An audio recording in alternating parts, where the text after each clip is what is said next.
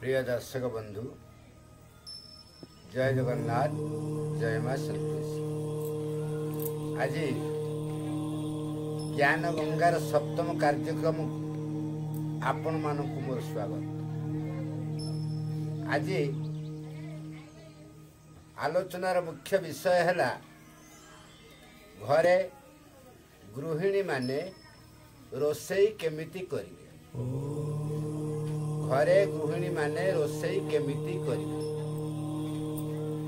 प्रथमतः रोषेई शालटी गृहर अग्निकोण रे होइथिबा उचित एवं गृहिणी पूर्व को मुख करी किंबा उत्तर दिग को मुख करी रोषेई करी। यह द्वारा रोषेई होइथिबा खाद्य उपरे स्वात्विक प्रभाव पड़े, जहा परिवार सदस्य मानकर स्वार्थवर्धक होता है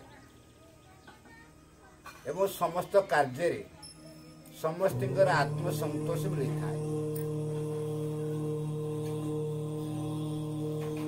घरे रोषेई शाल पानी व्यवस्था ईशान्य कोण हवा उचित एवं रोषेई शाल दक्षिण पटे रोषेई सामग्री यथा डाली चाउल अटा मसला इत्यादि रहिबा उचित। रोषेई शाल अग्निकोण फ्रिज मिक्स इत्यादि रहिबा आवश्यकता अछि। आग्नेय कोण समस्त जिनिष रखिला परे गृहिणी सुस्थ मनरे समस्त रोषेई कार्य करिवे। यह द्वारा खाद्य गुड़िक सुमिष्ट होता है एवं कौनसी कुप्रभाव पड़ी पारि न थाए। ये नियम मानि गृहिणी माने रोषेई कले समस्त परिवार आनंदवर्धक होता है।